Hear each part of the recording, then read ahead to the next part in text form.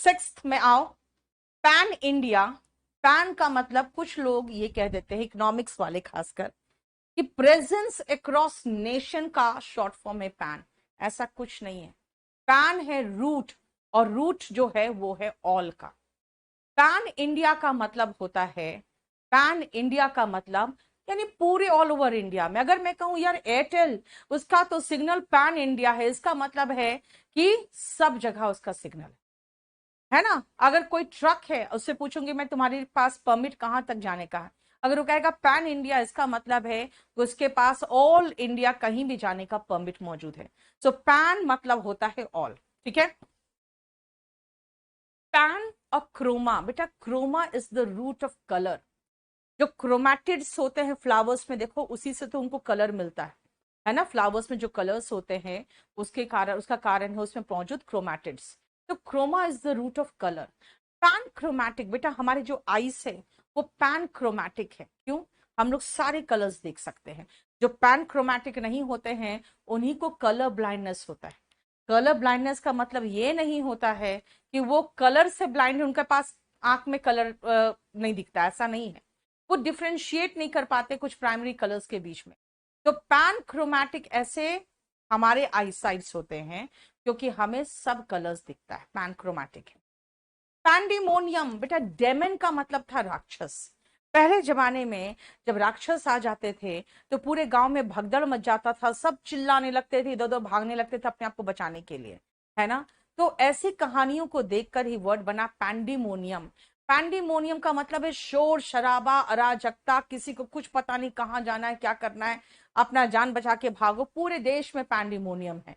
अगर ये कहेंगे इसका मतलब है कि सरकार बिल्कुल फेल कर चुकी है, कहीं किसी को पता नहीं चल रहा है क्या करे, बस सब अपने आप को बचा रहा है, हो हल्ला शोर शराबा, मारकाट, या फिर जिसे कहोगे अराजकता।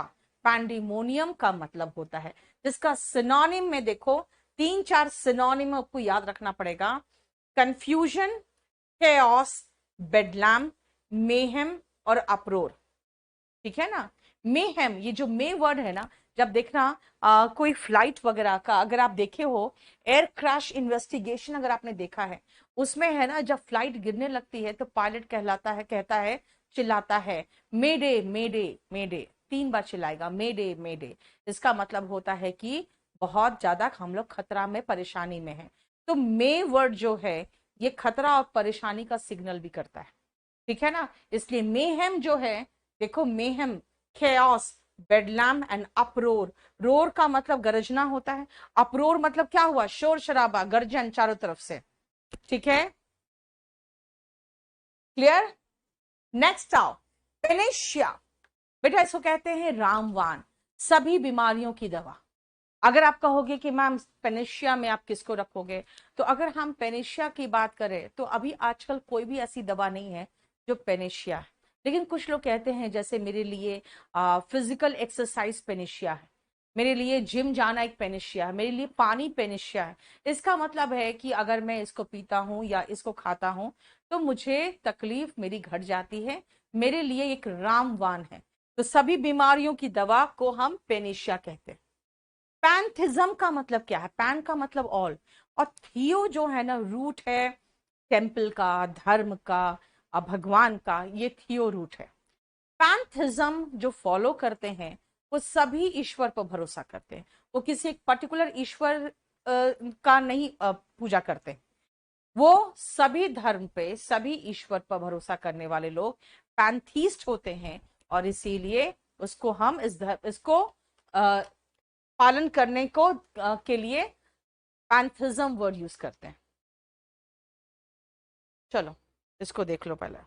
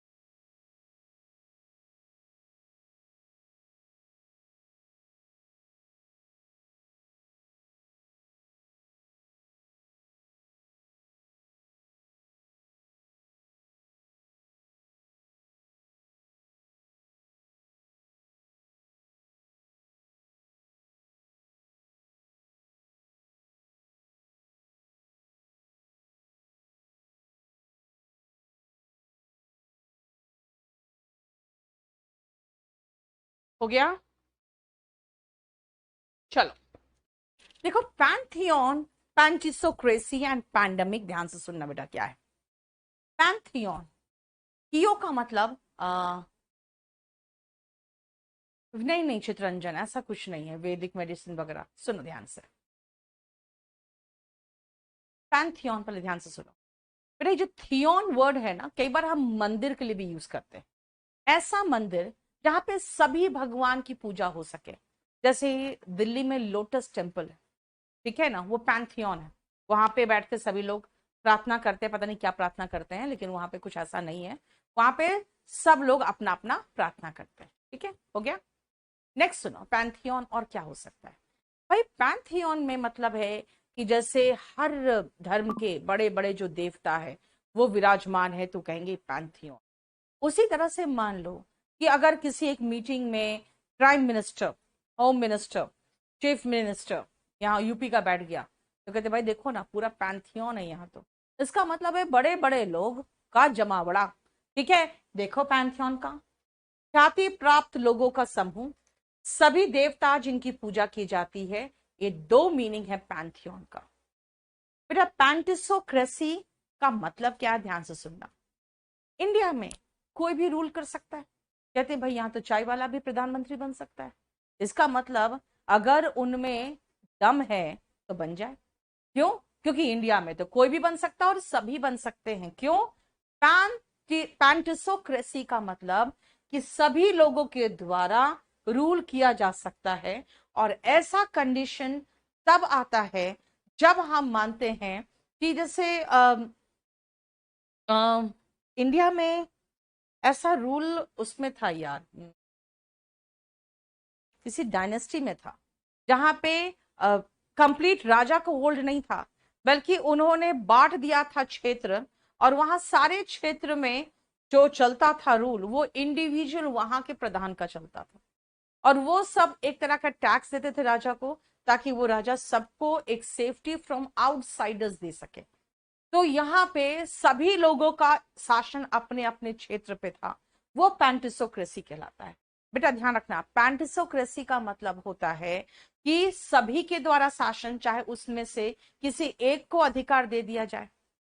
लेकिन अगर डेमोक्रेसी कहोगे तो डेमोक्रेसी का मतलब क्या है, लोगों के द्वारा शासन, है ना।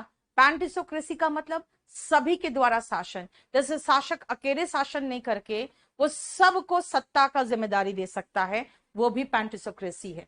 एक प्रकार की सरकार जहां सभी बराबर है, अंततः सभी शासक हो सकते हैं, है ना। देखो पैंडेमिक, बेटा पहले पैंडेमिक मुझे एक्सप्लेन करना पड़ता था, अब पैंडेमिक एक्सप्लेन करने की जरूरत नहीं।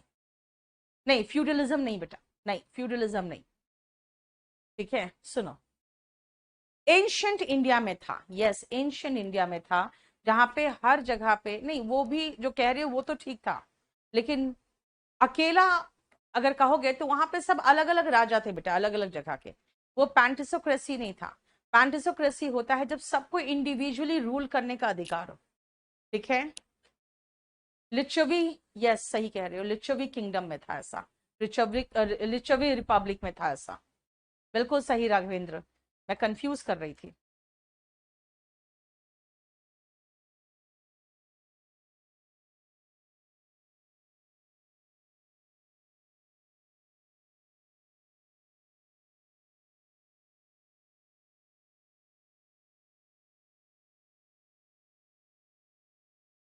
ठीक है, नेक्स्ट आओ, पैंडेमिक। What is pandemic?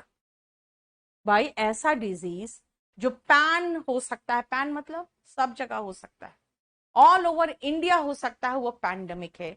तो ऑल ओवर इंडिया क्यों, ऑल ओवर वर्ल्ड हो सकता है। भाई पहले माना गया कि नहीं ये जब ठंड आएगा ना तो ये वायरस मर जाएगा, फिर कहा कि नहीं जब बहुत गर्मी पड़ेगा तो वायरस मर जाएगा, मरा? कभी नहीं मरा। ये एंटार्क्टिका से लेकर अफगानिस्तान तक सब जगह हो गया, गर्मी हो बरसात हो कहीं भी हो जा रहा है। तो पैंडेमिक मतलब, पैन मतलब ऑल और डेमिक मतलब लोग, पैंडेमिक मतलब सभी लोगों में हो सकता है, ये कहीं एक लोकल किसी कंट्री या किसी प्रदेश में नहीं होगा। बेटा पैंडेमिक को पढ़ेंगे हम एपिडेमिक और एंडेमिक के साथ, इसीलिए नेक्स्ट देखो, यस कोविड के बाद हमें पैंडेमिक समझाने की जरूरत नहीं है। ठीक है।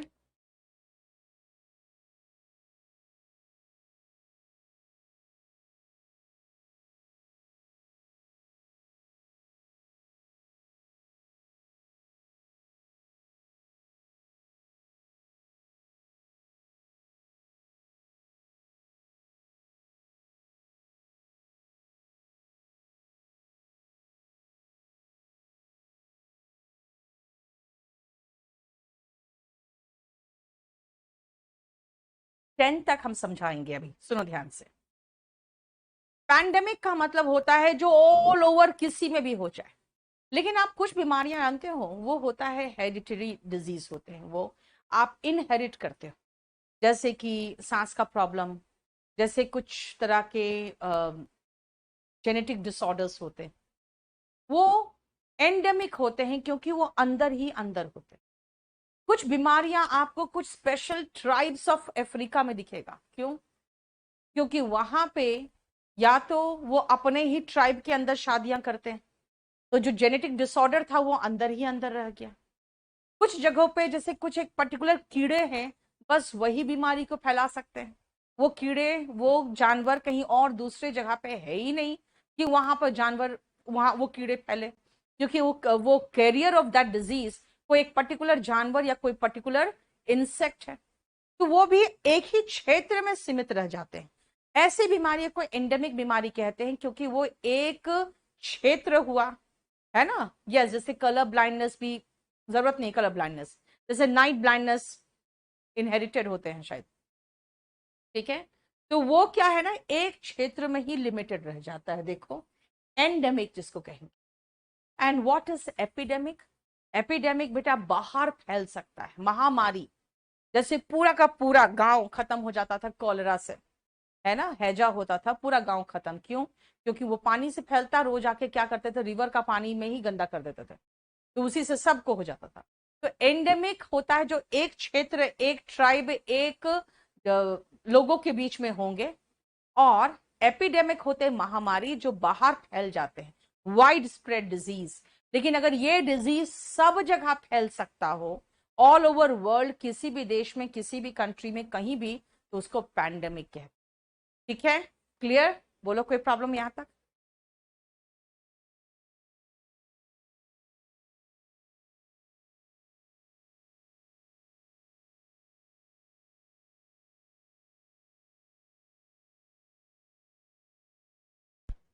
चलो, पैनमेशिया और एमनेशिया बेटा, MESIA आपके मेमोरी पर डिपेंड करता है, आपका रूट वर्ड ऑफ मेमोरी है। पैनमेशिया नहीं आता क्वेश्चन में, एमनेशिया आता है, क्योंकि ए लगा के इसको नेगेटिव बना दिया गया, है ना। क्लियर? सुनो ध्यान से। एमनेशिया का मतलब होता है लॉस ऑफ मेमोरी। कभी कभी पार्शियल एमनेशिया हो जाता है लोगों को, है ना, उनको थोड़ा कम याद रहता है, यानी पूरा याद नहीं रहता। अब जैसे मेरे एक मामा को हो गया है पार्शियल एमनेशिया, तो वो है ना 1972-73 के जमाने की ही बात करता रहेंगे।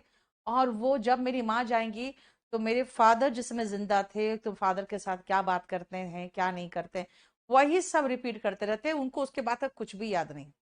ठीक है, तो हम लोग कई बार हंसते भी हैं उन पर, पार्शियल एमनेशिया, क्योंकि वो ऐसी ऐसी बातें बोलते हैं जो हम लोग को पता ही नहीं है। ठीक है, और हम लोग को नहीं पहचानते वो। पार्शियल एमनेशिया का मतलब होता है partial loss, loss of memory. ठीक है, और एमनेशिया का मतलब है लॉस ऑफ मेमोरी। पैनमेशिया कहता है कि यार तुम्हारी मेमोरी एकदम कंप्यूटर के जमाने की, सॉरी कंप्यूटर की तरह है। ठीक है, कंप्यूटर की तरह, हाँ, गजनी, सही कह रहे हो, गजनी हो गया, वो एमनेशिया था उसको।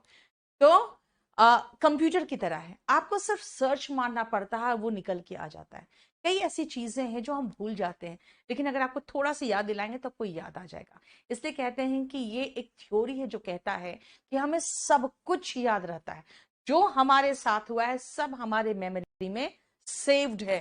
देखो, the continuation in memory of all mental impression, सभी बातों का स्मरण। ठीक है, क्लियर? देखो,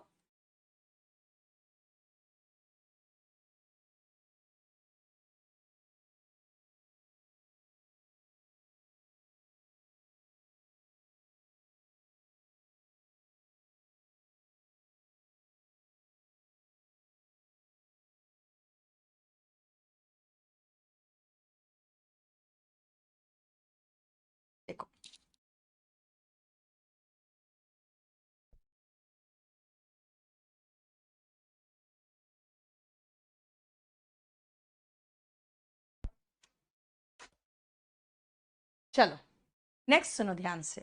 एफेशिया, बेटा जब मैंने एमनेशिया लिखवा दिया है तो एफेशिया भी कर दे। एफेशिया का मतलब होता है लॉस ऑफ स्पीच, जब आदमी बोल नहीं पाता है because of certain mental disability, तो एफेशिया होता है। वो एक लॉस ऑफ स्पीच एक बीमारी है, इनएबिलिटी टू अंडरस्टैंड और प्रोड्यूस स्पीच। पैनोफोबिया ये बहुत गंदी बीमारी है, इसमें इंसान को सब चीज से डर लगेगा, सब चीज से डर लगेगा। जैसे खिड़की के बाहर कोई खड़ा है, जो आएगा लगेगा ये तो हमको मारने आ रहा है। उसको सब चीजों में खतरा और भूत या कुछ नजर आता है, ऐसी चीजें जो बहुत खतरनाक, उसको एक मेंटल डर पैदा करता है। ठीक है, वो पैनोफोबिया है। पैन मतलब ऑल, फोबिया मतलब डर। पैनोफोबिया मतलब सब चीज से डर। नेक्स्ट पेनॉप्टिक। पैन मतलब हो गया ऑल, ऑप्टिक मतलब ऑप्टिकल नर्व्स आपके कहाँ हैं, आंख में है ना, ऑप्टिकल फाइबर्स कहाँ है, आंख में। तो ऑप्टिक इज रिलेटेड टू दृष्टि या नजारा। पेनॉप्टिक व्यू, क्यों जाते हो आप मसूरी और शिमला, वो पेनॉप्टिक व्यू आपको खींचता है, बृहद दूर दूर तक साफ दिखाई दे रहा है आपको, खाली पहाड़ ही पहाड़ दूर दूर तक, है ना। तो पेनॉप्टिक का मतलब होता है वाइड व्यू। देखो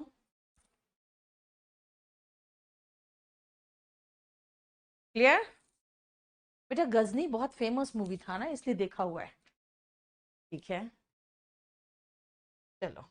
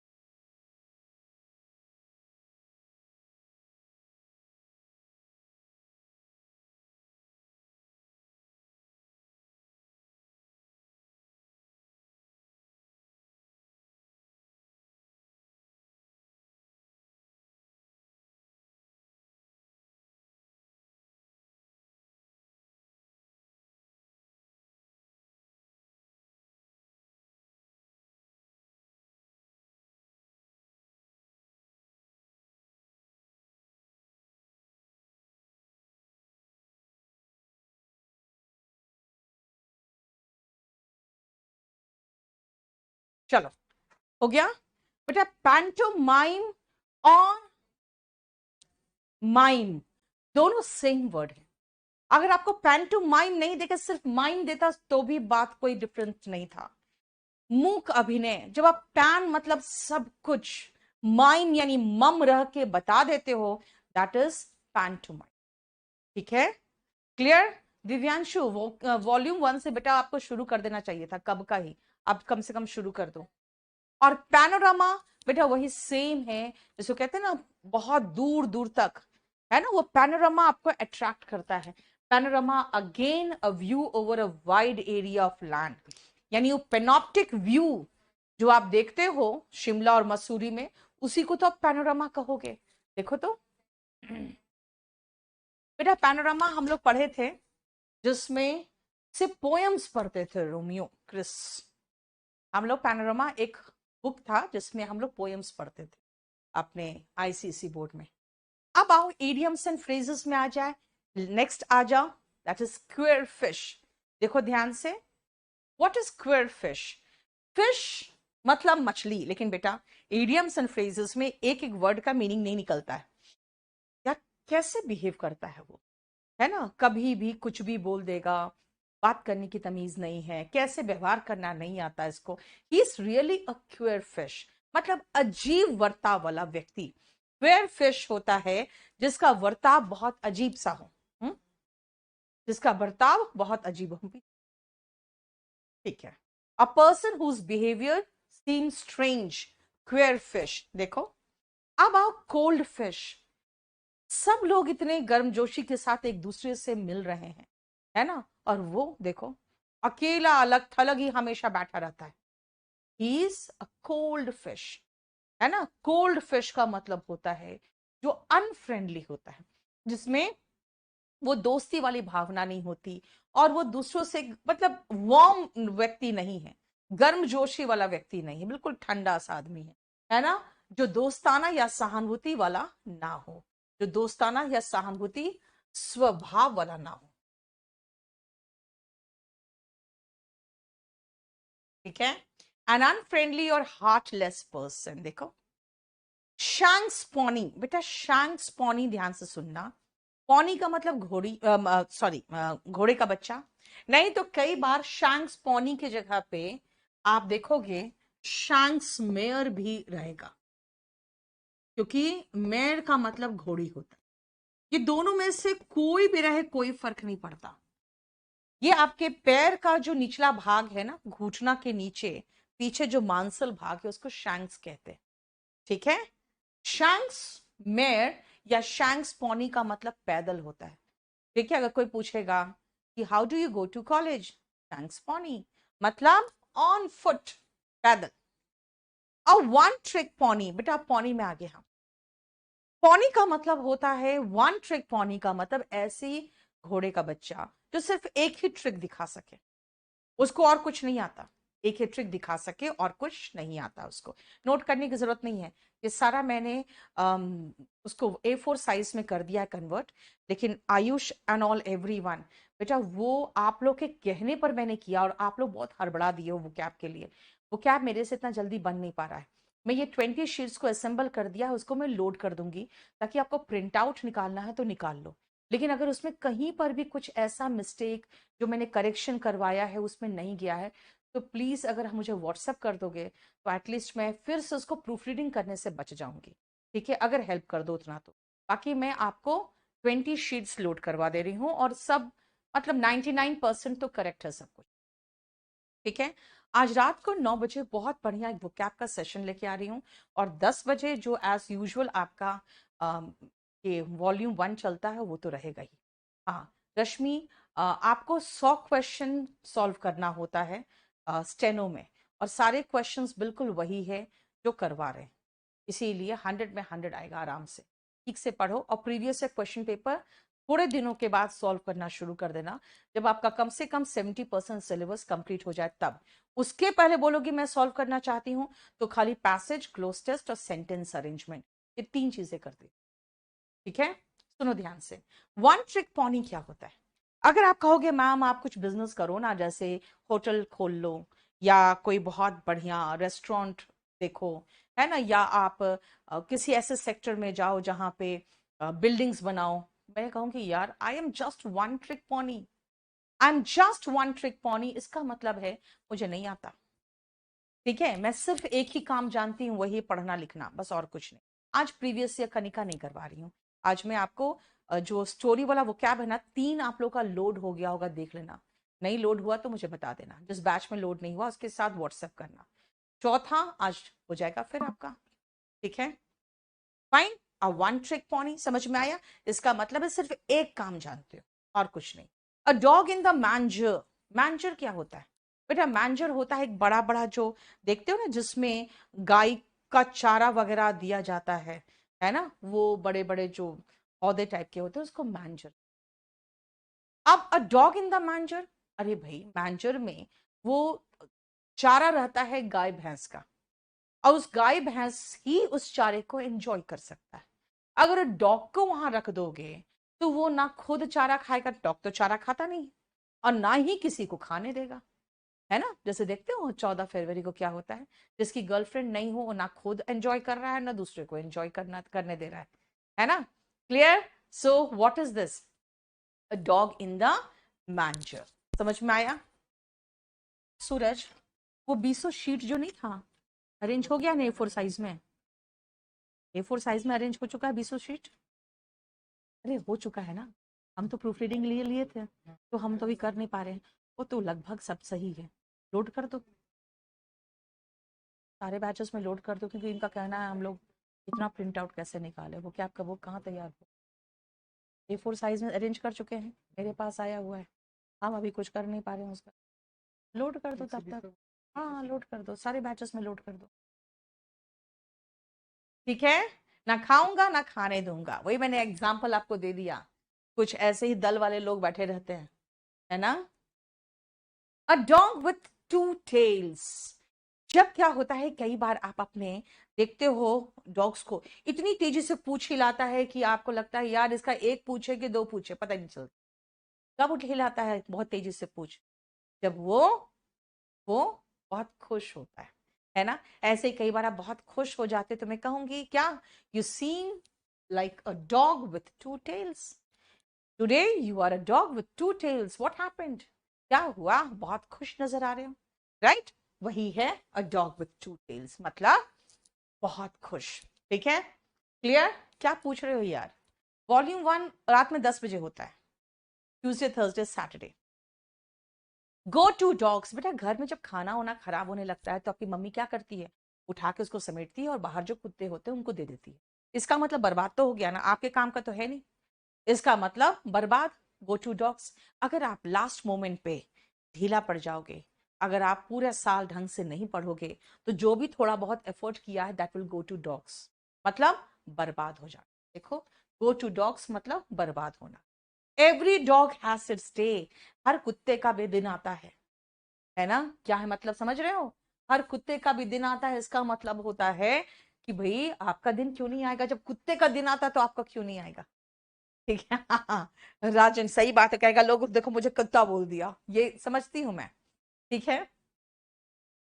एवरी डॉग हैज, जैसे एक बार हुआ था, अम, अरिंदम चौधरी है ना, क्या नाम, नहीं मैं भूल रही हूँ उसका नाम क्या है।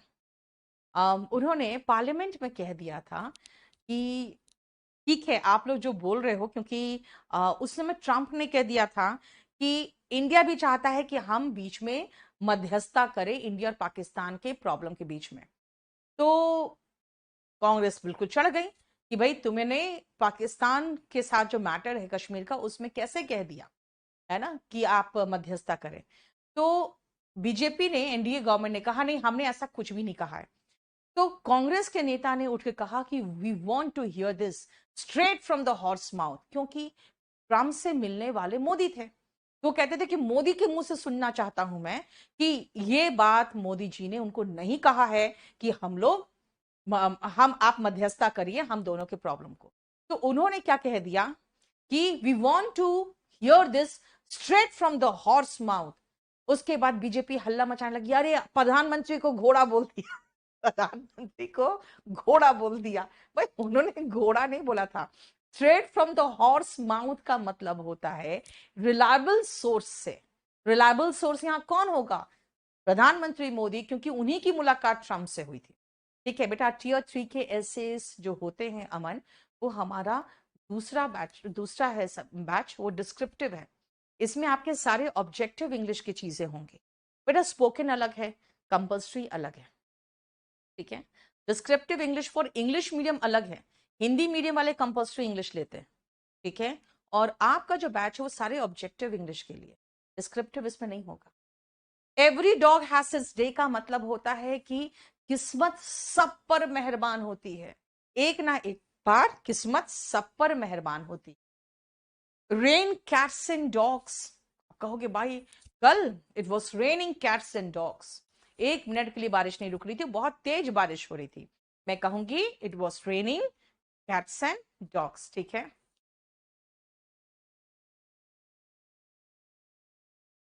चलो जरा इसको देखो।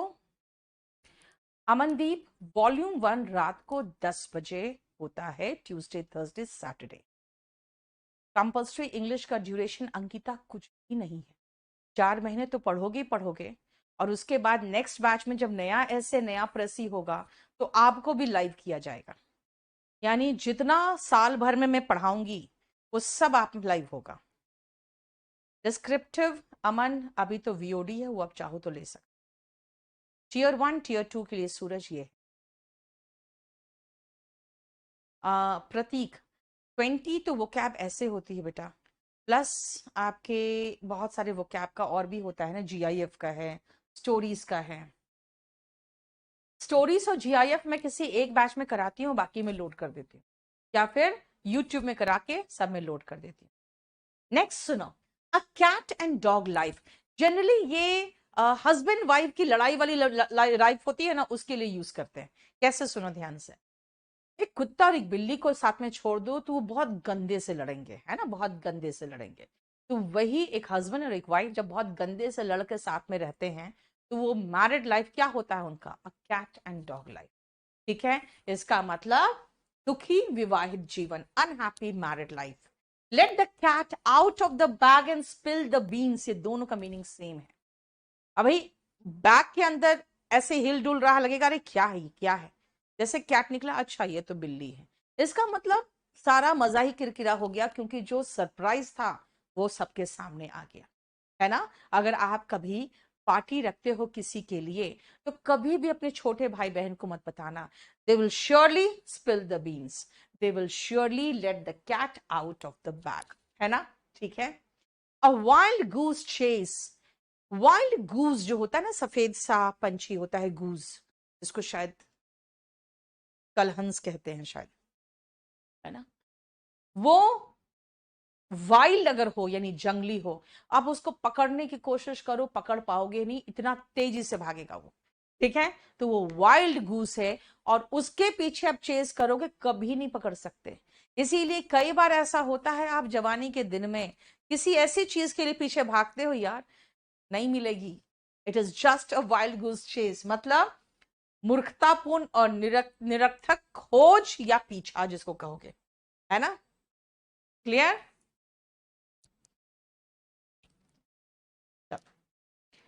हाँ बेटा, पीओ का करीबन 10 पेपर हमने ऑलरेडी डिस्कस किया हुआ है, पूजा उसको देख लेना ना एक बार।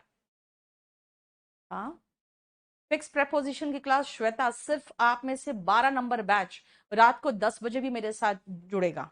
और पिछला 2 क्लास भी आपको लोड कर दिया था, क्योंकि 12 नंबर मैं भूल गई थी कि उनको भी साथ में लगाना है। तो आपका लाइव नहीं हो पाया, लेकिन फिर भी मैंने उसको आपके बैच में लोड कर दिया है। प्रीवियस क्लास 2 क्लास हो चुकी। आ जाओ देखो। यस बेटा, इंग्लिश टू इंग्लिश होता है दिनेश, याद रखना। Have another fish to fry, इसका बनता है कहाँ, क्यों बना है इसका। ये ऐसे बना है कि मान लो कि सब लोग बैठे हैं, तो एक फिश बना के मैंने खिला दिया सबको, अपने लिए छुपा के बचा के रखा हुआ है, जब सब चले जाएंगे तब अपना फिश फ्राई करेंगे और हम लोग खाएंगे। इसका मतलब है कुछ और सेल्फिश है आपका इंटेंशन, कुछ जो छुपा रहे हो, है ना। कोई और कार्य होना, another matter to attend to, generally it is something that is hidden from others। ठीक है, जनरली ऐसा होता है। Have another fish to fry का मतलब कुछ और है जो करना है आपको। एक मिनट रुकना, इसका एक और मीनिंग था, खाली ये नहीं था।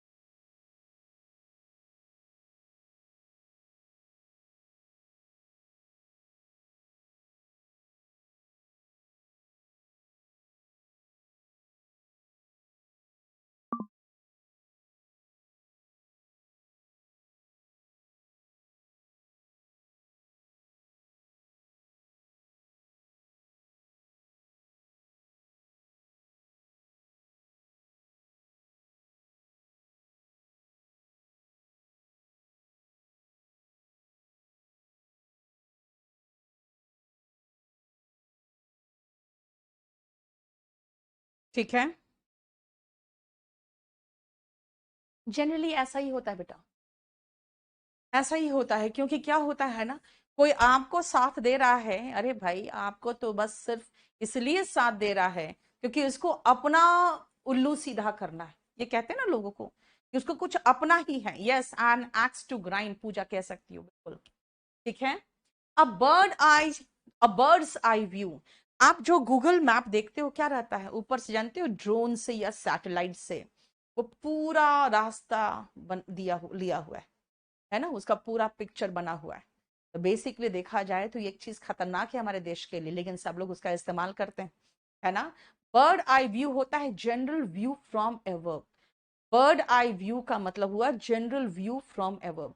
राघवेंद्र, ना मेरा ड्रेस बहुत महंगा होता है, ना मेरा मोबाइल बहुत महंगा होता है, ना मैं बहुत ब्रांडेड चीजों पे रहती, बड़ी महंगी गाड़ियों की शौकीन थी। अब बिल्कुल जनरल हो गई मैं। ठीक है। यस, रश्मि ओवरव्यू। ईगल आई, बेटा ईगल जो होते हैं ना, चील, बहुत ऊपर से ही अगर चूहा को देख लिया तो एकदम ऐसे ही सीधा उसी पर झपट्टा मारेगा। इसका मतलब शार्प आई साइट, है ना। इसका मतलब होता है तेज नजर का होना। And a bird of passage क्या होता है, सुनो ध्यान से। आप जब देखते हो जो पंछी माइग्रेट करते हैं, वो पंछी अगर यहाँ पे बहुत सुंदर तालाब बना दोगे और बहुत अच्छे से मछलियां रख दोगे और उसमें बहुत अच्छे दाने वगैरह उगा दोगे, फल वगैरह उगा दोगे, तो क्या होगा, जो बर्ड ऑफ पैसेज होगा ना, वो उतर के खाएगा पिएगा, कुछ दिन वहां रुकेगा, एक आध दिन रुका, अब फिर अपना सफर पे निकल जाता है। ये कहते हैं बर्ड ऑफ पैसेज का मतलब जो थोड़े दिनों के लिए टिकता है, वहां पे थोड़े दिनों के लिए है, वो बर्ड ऑफ पैसेज है। ठीक है। तो इसीलिए माइग्रेटरी बर्ड को बर्ड ऑफ पैसेज कहते हैं। और कई बार ऐसा होता है, कोई व्यक्ति कहीं पर अगर थोड़े दिन के लिए रुका हुआ है तो वो कह सकता है I am a bird of passage here, यार यहां थोड़ी मैं रुकने वाला हूं, कुछ दिन रहूंगा, खाऊंगा पीऊंगा निकल लूंगा, है ना। So this is bird of passage. ठीक है, clear. Yes Seema, very good, thanks Neeraj. Bird eye view का मतलब मैंने बताया मनीष, आपका जो गूगल मैप वगैरह होता है ना, वो बर्ड आई व्यू रहता है उसमें, ऊपर से general view from ever. Birds of a feather flock together, चोर चोर मौसेरे भाई। लेकिन होता क्या है ना, ईडियम्स एंड फ्रेजेस में खासकर बर्ड्स ऑफ अ फेदर तक ही आता है बस। एक इंटरेस्ट के लोग कहते हैं चोर चोर मौसेरे भाई, यानी चोर के साथ चोर रहोगे, के साथ दोस्ती रखोगे तो चोर ही हो, तभी तो दोस्ती रखे हो, है ना। क्लास में भी देखते हैं जो पढ़ने वाले बच्चे हैं सब इकट्ठे हो जाते हैं धीरे धीरे, 2-3 महीने के बाद उसका अपना ग्रुप बनता है। जो बदमाश लफंगे टाइप लड़के रहते हैं उनका अपना ग्रुप बनता है। जो लड़कीबाजी करने वाले रहते हैं वो 3 रो के पीछे, जो 3 रो हमारे रिजर्व होते हैं लड़कियों के लिए, उसके पीछे रो में वो आके बैठने लगते हैं। तो चोर चोर मौसेरे भाई, यानी birds of a feather flock together. देखो,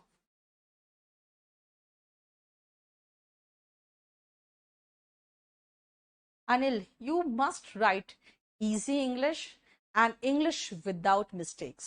Okay, you should not make grammatical mistakes. To bite the bullet. देखो बेटा, अगर आप देखोगे तो जो पहली क्रांति हुई थी ये इसी के कारण हुई थी, है ना। जैसे बुलेट को बाइट करने से मना कर दिया था कि भाई इसमें, हिंदू ने मना किया कि इसमें चर्बी है गाय का, मुस्लिम ने मना किया कि इसमें चर्बी है सुअर का, अंग्रेज तो दोनों खाते हैं, राइट।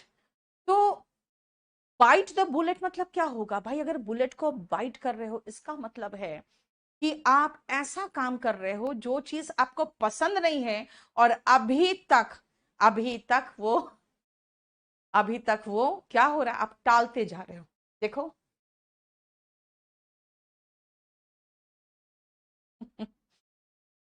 यस रश्मि, गोविंद, बेइज्जती नहीं कर रही यार, तुम लोग का सही बताती हूँ तुम लोग के बारे में। शोभे, कोई लड़काबाजी नहीं करती लड़कियां, तुम लोग लड़कीबाजी करते हो। Decide to do something difficult or unpleasant that one has been putting off or hesitating over, जो अभी तक आप जिससे बच रहे थे। ठीक है, क्लियर, बोलो यहां तक। नेक्स्ट आओ, बाइट द डस्ट, कहते हैं धूल चटाना, अपने दुश्मनों को उसने धूल चटा दिया। धूल चटाना इज हरा देना, तो धूल चाटना क्या होगा, बाइट द डस्ट और लिक द डस्ट, दोनों का मतलब है हार जाना, यानी कि हारना या अंत होना, टू फेल और कम टू एन एंड। देखो, अगर आप ठीक से नहीं पढ़ोगे तो घर में क्या होगा, फादर डांटेंगे, मम्मी ताने मारेगी, एंड रिश्तेदार तो जीना हराम कर देंगे। You will face the music. Face the music का मतलब होता है कि आप उसके लिए गलत कार्य करोगे तो नतीजा भुगतो, टू फेस अनप्लेजेंट consequences। देखो, clear. To end in a fiasco, इसका मतलब होता है बुरी तरह से असफल रहना। जैसे कई बार आंदोलन हुआ, है ना, तभी आंदोलन क्या हुआ, बुरी तरह से सफल रहा। अभी सरकार देख रहे हो जो किसान आंदोलन है ना, उसको बिल्कुल नहीं सुन रही है। अरे नो साउंड, ऐसा कैसे, सुन नहीं रही है, कोई भी सुन नहीं रही है सरकार उनकी बातें, है ना। तो क्या होगा अल्टीमेटली, अगर इन लोगों को लास्ट में अपना बोरिया बिस्तर उठा के वापस जाना पड़ा, तो कहोगे the farmers protest ended in a fiasco, है ना। तब तो फिर उसके बाद सब समझ जाएगा कि यार इस सरकार के खिलाफ कुछ नहीं कर सकते हो। बताओ, 6 महीने से ऊपर हो गया बैठे हुए इन लोगों को, ठीक है। To end in a fiasco का मतलब बुरी तरह से विफल होना। सो वाइल्ड ओट्स, भाई ठीक है, आप अपने घर में ओट बोओगे तो उसका फसल काटोगे, है ना। तो फिर क्या होगा, आपके अपने बाल बच्चे भी होंगे अगर अपने वाइल्ड अपने ओट्स को अपने घर में बो तो। बट सोइंग वाइल्ड ओट्स का मतलब जगह जगह घूम के आप अपना फिजिकल रिलेशन बना रहे हो, कब, ऑफकोर्स जवानी में बनाओगे, है ना। तो ये गलत है। So you should not so wild oats. ये सब पुराने जमाने की कहावत है। पुराने जमाने में जैसे सेलर्स कहते थे, सेलर्स जहां जाके टिकते थे वहीं पर उनका एक परिवार हो जाता था, ठीक है। तो कहते थे दे सो वाइल्ड ओट्स, यानी कि to have many sexual relationship particularly when one is young.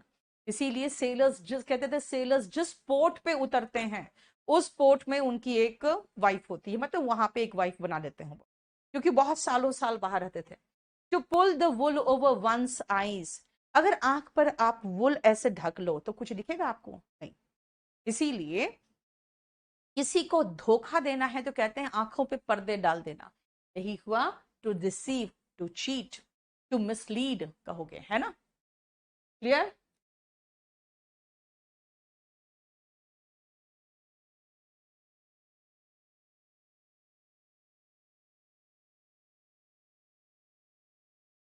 At large, भागा हुआ कहोगे, भाई कहाँ है।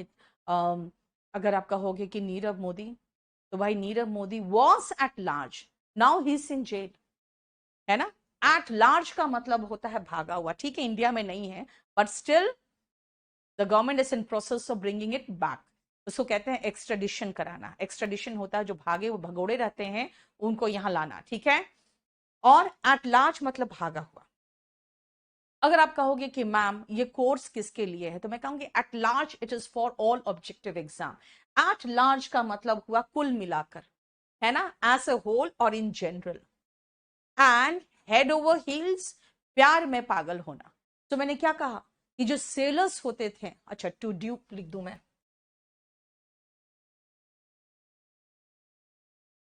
सेलर्स जो होते थे, whenever they landed on any port, when they landed on any port, ठीक है ना, when they reached any port, they lived there for more than 6 months doing business.